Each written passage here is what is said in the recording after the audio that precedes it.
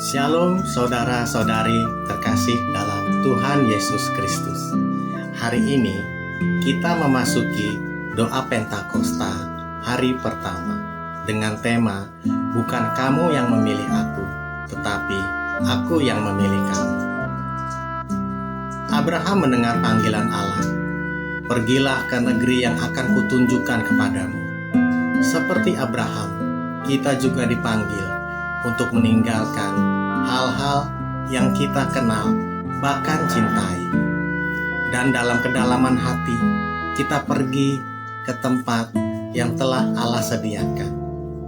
Sepanjang perjalanan itu, kita semakin menjadi diri kita sebagaimana yang Allah inginkan sejak semula. Dengan mengikuti panggilan Allah, kita menjadi saluran berkat-Nya kepada orang-orang yang kita kasihi maupun orang-orang yang belum kita kenal. Dalam cinta kasih-Nya, Allah mencari kita. Allah menjadi manusia dalam diri Yesus yang dengannya kita berjumpa dengan tatapan kasih Allah. Dalam kehidupan ini, sebagaimana kita telah disaksikan oleh penginjil Yohanes, panggilan Allah kita terima dengan cara yang berbeda-beda. Tersentuh oleh kasih-Nya, kita siapkan diri kita untuk mengikuti Dia.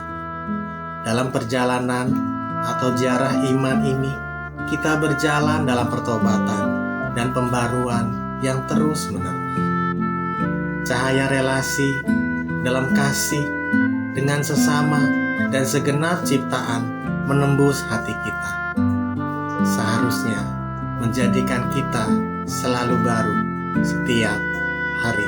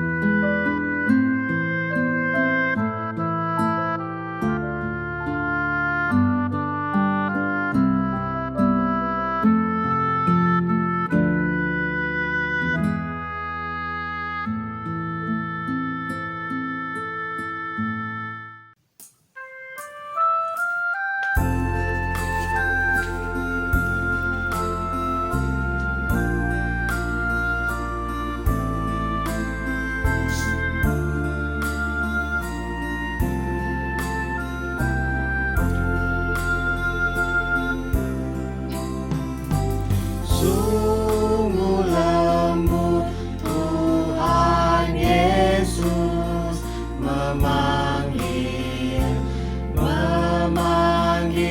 aku dan kau. Lihatlah Dia prihatin menunggu aku dan kau. Hai, mari datanglah, kau yang lelah, mari datanglah. Sungguh lembut Tuhan Yesus memanggil kau yang susah, marilah.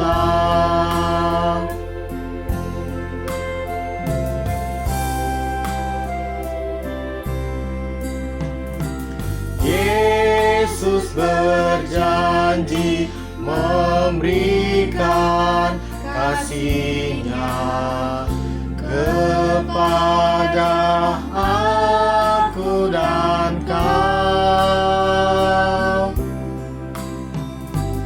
Ia mengampuni orang berdosa seperti aku dan kau.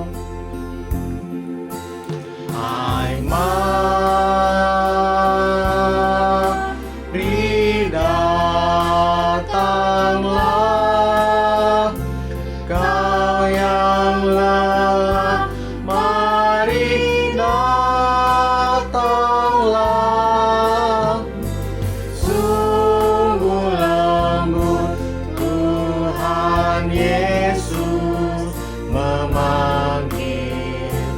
Kau yang susah, marilah.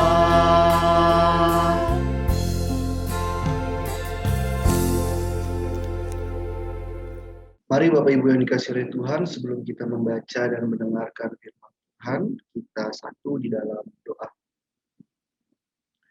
Kami bersyukur padamu ya Tuhan, untuk hari ini, di mana kami boleh bersama bersekutu, mempersiapkan hati kami, pikiran kami, untuk menerima firman-Mu. Biarlah hati kami diisi oleh firman-Mu, agar kami dapat melakukan firman-Mu di tengah-tengah kehidupan kami. Tolong kami ya Tuhan, agar kami dimampukan untuk memahami firman-Mu pada hari ini. Hanya dalam nama Tuhan kami Yesus Kristus kami berdoa. Amin. Bapak Ibu yang dikasihi oleh Tuhan, mari kita baca Alkitab kita dari Yohanes 15, ayatnya yang ke-16a. Yohanes 15, ayatnya yang ke-16a. Saya akan bacakan untuk kita. Bukan kamu yang memilih aku, tetapi akulah yang memilih kamu. Sekali lagi saya baca. Bukan kamu yang memilih aku, tetapi akulah yang memilih kamu. Bapak Ibu yang dikasihi oleh Tuhan, ini adalah seruan atau peringatan yang diberikan oleh Tuhan Yesus kepada setiap kita sebagai anak-anak. Kalau saya bertanya kepada Bapak Ibu yang ada di rumah, sebenarnya menjadi Kristen itu siapa yang mau? Atau pertanyaan ini juga bisa dijawab oleh teman-teman yang mau CD atau yang sudah CD, baru selesai CD. Kenapa saya harus menjadi Kristen? Ada yang mengatakan bahwa saya menjadi Kristen karena orang tua saya. Udah dari sananya, dari kakek nenek saya semua Kristen. Ya masa saya tidak Kristen? Bahwa beriman sangat simpel ternyata. Hanya karena keturunan kita jadi beragama. Kita jadi percaya. Bukan karena adanya gerakan dari hati kita untuk menerima Kristus sebagai Tuhan yang menyelamatkan kita.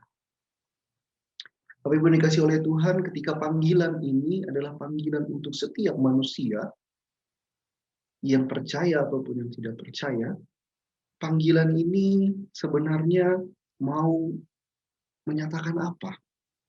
Mau mengingatkan apa bagi kita sebagai anak-anak manusia yang terus mencari Tuhan dalam kehidupan ini? Apakah kita yang hanya menjadi Kristen karena keturunan menganggap bahwa ya saya menjadi Kristen ya karena tidak ada pilihan? Ya saya ikut CD karena memang sudah waktunya. Ya saya mau dibaptis karena supaya saya dapat pengesahan sebagai seorang Kristen. Nyatanya beriman seperti itu hanyalah memperkerdil kita dalam memahami karya Tuhan yang begitu besar. Bahwa kita sebagai manusia tidak selayaknya mengatakan bahwa ya saya percaya karena orang tua saya percaya karena keluarga saya. Padahal Tuhan memanggil kita secara pribadi. Kita dipanggil secara mendalam. Kita dipanggil bukan karena orang lain, tetapi karena kita yang dipanggil. Pribadi lepas pribadi. Tuhan memanggil kita bukan karena orang lain. Tuhan memanggil kita bukan karena tuntutan sosial. Tuhan memanggil kita bukan karena keturunan. Tapi Tuhan mengenal hati kita.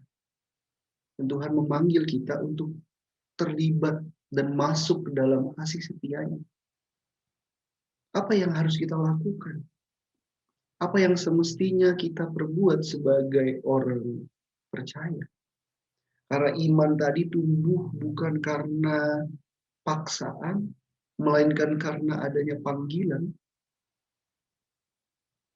Selayaknya iman terus bertumbuh, selayaknya iman juga terus bergerak dalam kehidupan ini.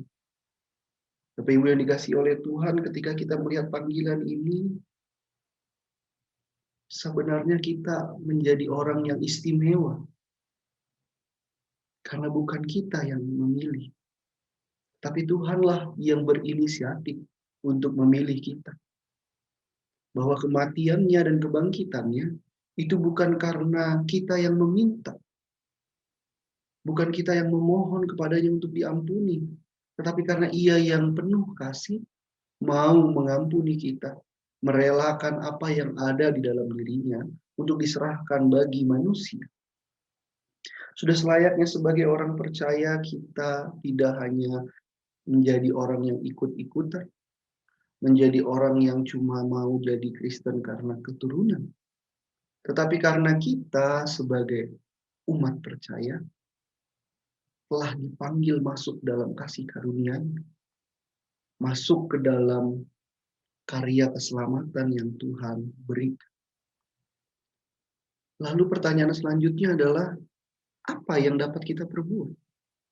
Ketika kita sudah dipanggil masuk ke dalam kasih karunia. Ketika Tuhan memanggil kita, Ia punya rencana. Ia menginginkan kita tidak hanya diam, tidak hanya ikut-ikutan, tetapi ketika kita mau menerima panggilan itu, kita juga siap untuk diberikan kekuatan. Bahwa kita juga siap untuk mewartakan karya keselamatan Tuhan.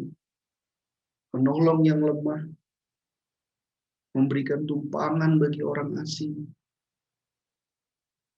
Hidup harmonis di tengah-tengah kekacauan. Bagaimana saya bisa melakukan itu? Bagaimana saya yang hanya manusia biasa bisa menjalani kehidupan yang sesulit itu? Tentu kita tidak hidup di zaman Tuhan yang Tuhan masih hidup. Seperti para murid. Tetapi ingatlah bahwa janji Tuhan tetap hidup dalam hati kita. Bahwa Tuhan menjanjikan kekuatan. Bahwa Tuhan menjanjikan kehadirannya, menjanjikan Roh-Nya yang kudus untuk memberikan kita tenaga ekstra. Untuk dapat mengalami, untuk dapat memberikan kasih setia bagi orang lain. Supaya orang lain juga banyak mengenal Kristus melalui kita. Mengenal karya keselamatan yang Tuhan berikan. Untuk mengakhiri perenungan ini,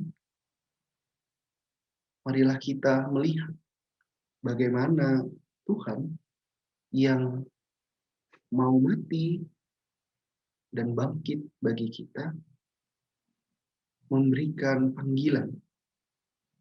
Dan Ia tidak hanya memanggil, tapi Ia juga memberikan kekuatan. Tunggulah, kekuatan itu akan hadir di dalam hidup kita melalui kehadiran Roh Kudus yang terus menyertai kita. Kiranya Tuhan selalu membimbing, menguatkan, dan menyertai perjalanan hidup kita. Amin.